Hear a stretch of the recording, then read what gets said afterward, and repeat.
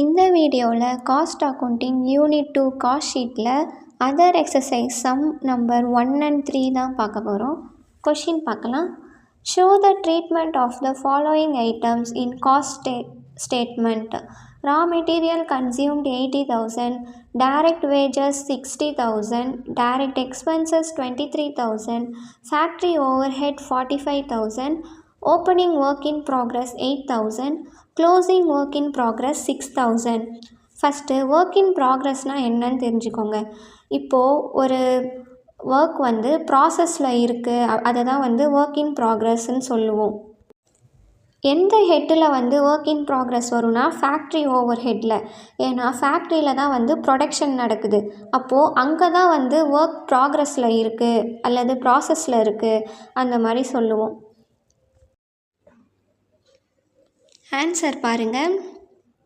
ரா material consumed 80,000, direct wages 60,000, direct expenses 23,000.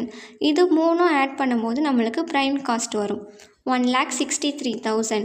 Next factory over head கூட work in progress வந்து இந்த ஹெட்டில் தான் வரும்னு சொன்னேன்னா அந்த ஃபேக்ட்ரி ஓவர் ஹெட் கூட ஓப்பனிங் ஒர்க் இன் ப்ராக்ரஸை ஆட் பண்ணணும், க்ளோசிங் ஒர்க் இன் ப்ராக்ரஸை லெஸ் பண்ணணும். அந்த மாதிரி பார்த்தீங்கன்னா ஃபஸ்ட்டு ஃபேக்ட்ரி ஓவர் ஹெட் 45,000, அது கூட opening work in progress 8,000.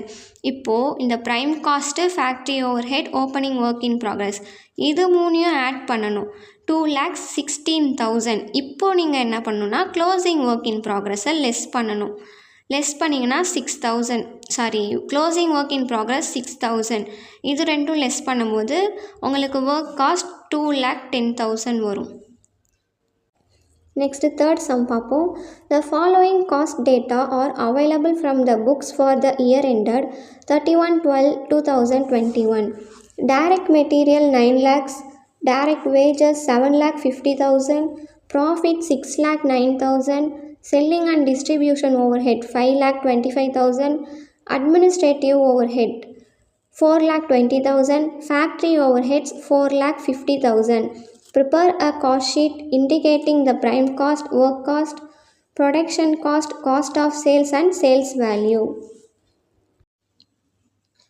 Answer பார்க்கலாம். Direct material 9 lakh, direct wages 7,50,000. இது கூட வந்து டைரக்ட் எக்ஸ்பென்சஸ் இருந்தால் அதுவும் ஆட் பண்ணணும். அது 3 ஆட் பண்ணும்போது தான் நம்மளுக்கு ப்ரைம் காஸ்ட் வரும். இந்த கொஷினில் வந்து அது கொடுக்கல. ஸோ இது 2 மட்டும் ஆட் பண்ணால் போதும். ப்ரைம் காஸ்ட் வந்து 16,50,000. இது கூட ஃபேக்ட்ரி ஓவர் ஹெட் ஆட் பண்ணணும் 4,50,000. இது ரெண்டும் ஆட் பண்ணும்போது நம்மளுக்கு ஒர்க் காஸ்ட் வரும் 21 lakhs. Next administration overhead or office overhead, இதுக்கு வந்து 2 பேர் இருக்குது, ஓகேவா? அது ஒரு 4,20,000.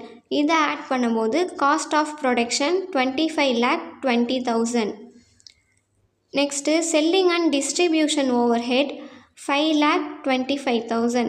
இது ரெண்டும் நம்ம ஆட் பண்ணோன்னா காஸ்ட் ஆஃப் சேல்ஸ் 30,45,000.